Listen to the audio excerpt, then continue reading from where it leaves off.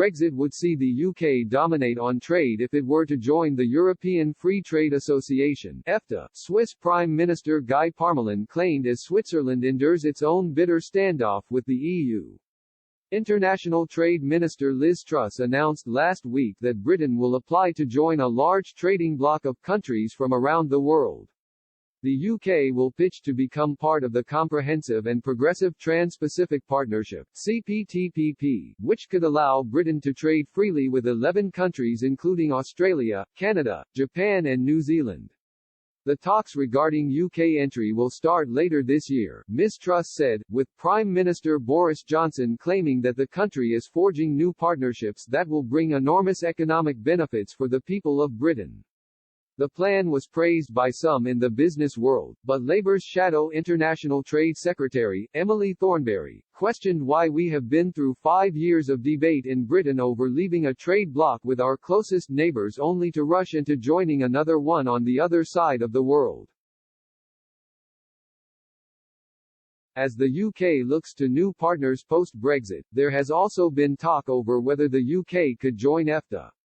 In 1972, Britain left EFTA to join what has become the EU. The current 4 members of EFTA are Norway, Iceland, Liechtenstein and Switzerland.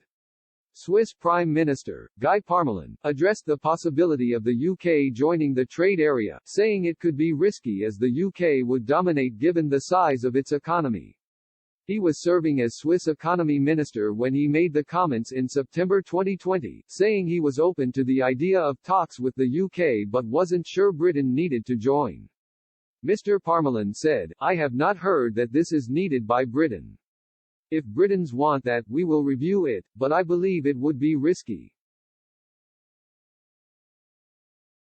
Given its size, Britain would dominate the rest of EFTA. EFTA was established in 1960 to serve as an alternative trade bloc for those European states that were unable or unwilling to join the then European Economic Community (EEC), the main predecessor of the EU.